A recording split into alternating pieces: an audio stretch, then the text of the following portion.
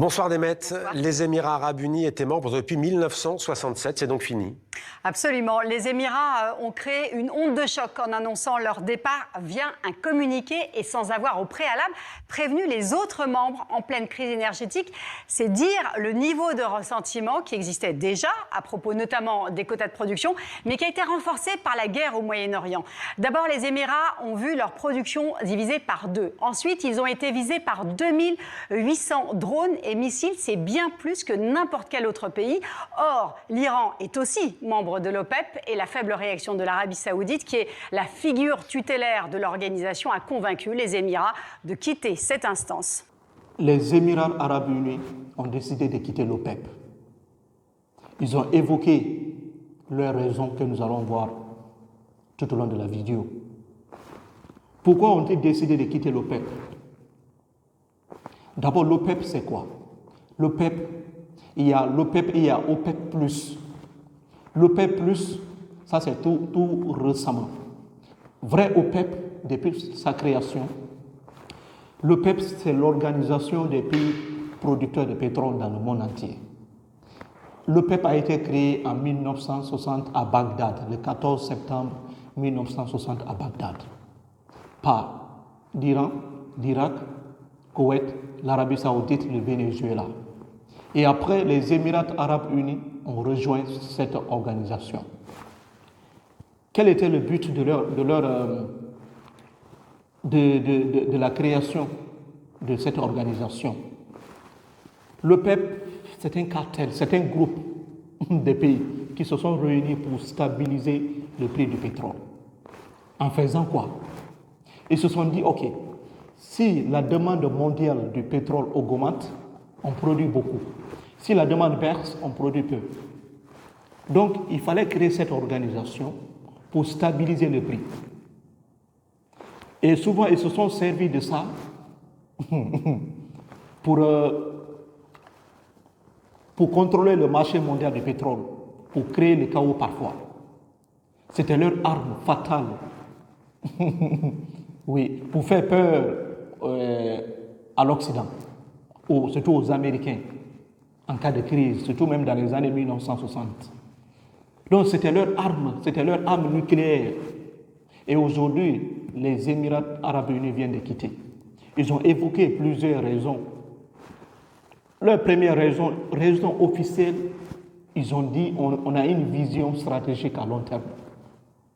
Mais au fond, ils ont signé énormément de contrats avec les grandes entreprises d'achat de pétrole au monde. Donc ils veulent produire plus, mais l'Arabie Saoudite les en empêche.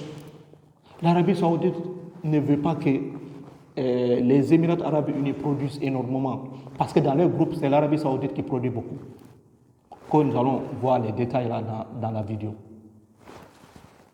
Et il y a aussi d'autres raisons qui sont maintenant réelles. Pour eux, ils ne peuvent pas être dans un même groupe que l'Iran, selon ce que certains analystes disent.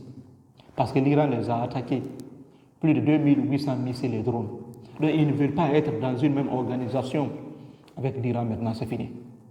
Il y a aussi une autre raison, parce que c'est l'Arabie Saoudite qui a le monopole du groupe. Ils veulent sortir de ce groupe parce que l'Arabie Saoudite, il détient le monopole. Et il détient le monopole, c'est lui qui gère le groupe. L'Arabie Saoudite a plus d'influence dans le groupe que les Émirats Arabes Unis. Et ils veulent sortir pour voler sur leurs propres ailes. Donc ils ne veulent plus être commandés par l'Arabie Saoudite.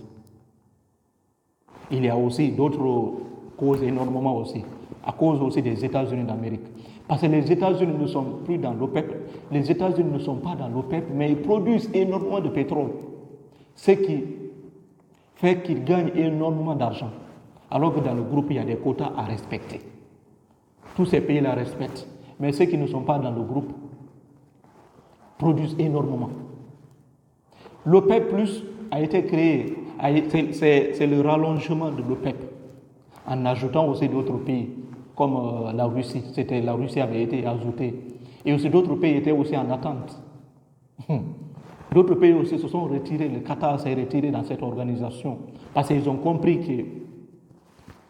qu'ils ne produisent pas énormément. Leur quota est géré par l'Arabie Saoudite. C'est un grand problème. Continuons. Alors, les Émirats ne sont pas les plus gros producteurs au sein de l'OPEP d'Emet. En quoi ce départ pourrait-il provoquer une crise existentielle? Alors c'est vrai, il y a eu d'autres départs dans le passé, le Qatar, l'Angola, l'Équateur, mais aucun n'avait l'influence des Émirats au sein de l'OPEP. Abu Dhabi est ce qu'on appelle un swing producer. C'est un producteur d'appoint, celui qui peut ajuster rapidement sa production en fonction des besoins du marché. Et donc, en ce sens, Abu Dhabi est considéré comme le véritable numéro 2 derrière l'Arabie Saoudite.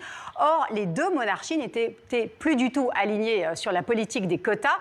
Riyad, qui n'a pas réussi à diversifier son économie, a besoin d'un pétrole fort autour des $100 pour se financer. Or, les Émirats préfèrent faire du volume et vendre tant qu'il y a de la demande avant le passage au tout électrique. Et en ce sens, ils sont plutôt alignés sur la politique américaine qui, par ailleurs, leur sert aussi de parapluie sécuritaire dans la région. Quel parapluie militaire que vous parlez? Quel parapluie sécuritaire? Les Américains qui n'ont pas pu piller l'Iran en moins d'une semaine, ce sont eux qui vont protéger les États du Golfe. Ça, c'est impossible. Ce temps-là déjà est révolu.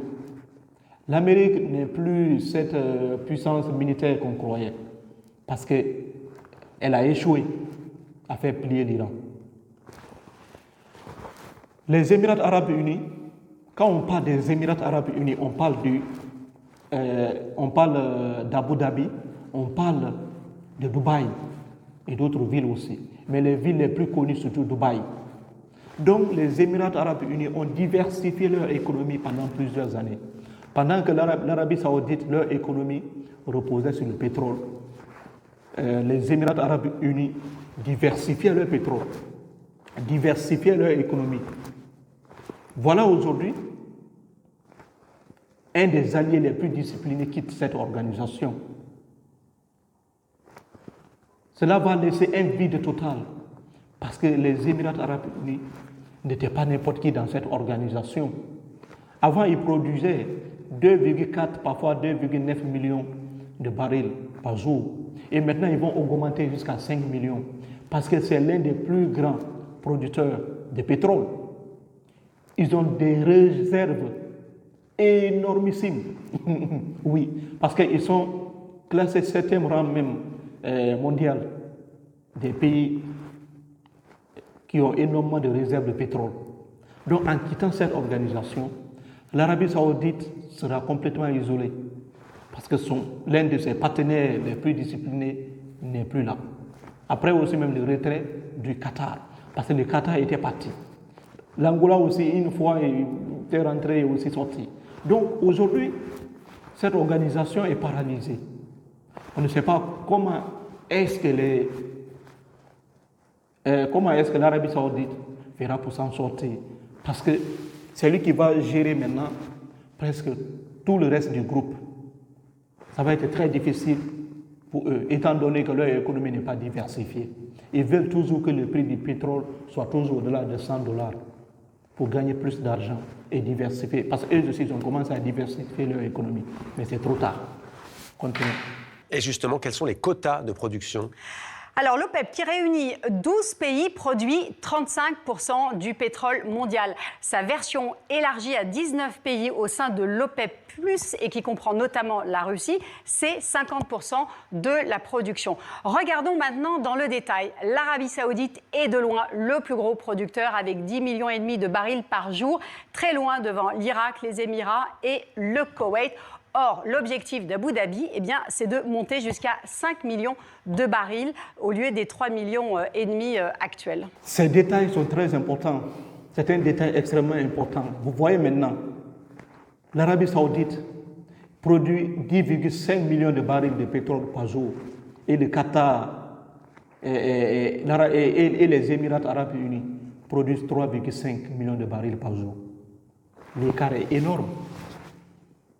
Qui gagne énormément? Ça veut dire que c'est l'Arabie saoudite qui gagne parce que l'Arabie saoudite produit énormément. Plus tu produis énormément, parce que l'Arabie saoudite a un quota plus élevé que les autres. Donc l'objectif des Émirats arabes unis maintenant, c'est de produire plus. Parce qu'aujourd'hui, les Américains, après avoir enlevé Maduro au Venezuela, les Américains contrôlent aujourd'hui le pétrole vénézuélien. Ils contrôlent aujourd'hui le pétrole vénézuélien. Donc, ça, c'est un avantage pour les États-Unis.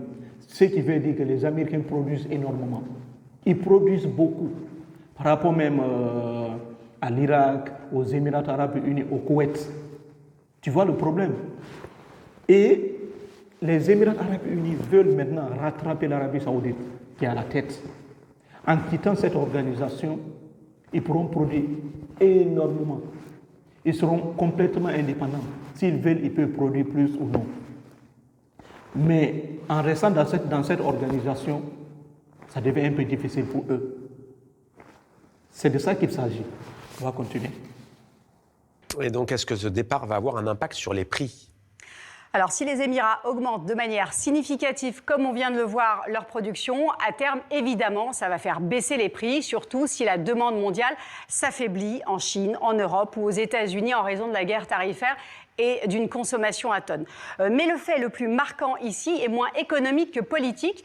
Si un producteur majeur tel que les Émirats se retire, l'organisation perd de son pouvoir de fixation des prix et donc de son influence. C'est un levier en moins pour l'Arabie saoudite qui va devoir choisir entre diminuer son quota pour éviter une baisse trop importante des cours ou au contraire augmenter sa production pour maintenir ses parts de marché. Mais dans les deux cas, il n'y a pas de bonne solution pour l'Arabie saoudite. En tout cas, ça va être très difficile pour l'Arabie saoudite maintenant. Les Émirats arabes unis ne sont plus dans ce groupe.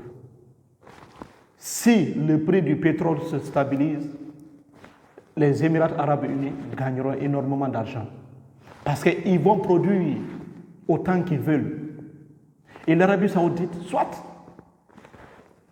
réduire son quota, qui est aujourd'hui très élevé, 10,5 millions de barils par jour, ou bien augmenter. Mais s'il réduit, cela aura complètement un impact sur leur économie. Parce qu'ils ont déjà des contrats avec des grandes entreprises. Ils vendent énormément. S'ils réduisent ça, ils auront des problèmes. S'ils augmentent aussi, c'est compliqué. Donc, c'est eux qui perdent dans ce sens. C'est pourquoi même Donald Trump critiquait tout le temps le peuple. Oui, parce que les gens là se servaient de cette organisation pour intimider l'Occident, pour intimider les États-Unis, les Européens, etc., en cas de crise. Et le peuple aujourd'hui est paralysé. Il y avait même des pays qui étaient même en attente. Parce que certains pays voulaient même rentrer aussi dans cette organisation. Mais ils vont tous partir. Nous sommes presque à la fin. Si l'un des plus grands producteurs du groupe déjà s'en va, c'est fini. Le peuple est paralysé aujourd'hui. Bref, laissez-moi dans les commentaires ce que vous en pensez. J'ai vraiment hâte de vous lire. Merci et merci. Abonnez-vous.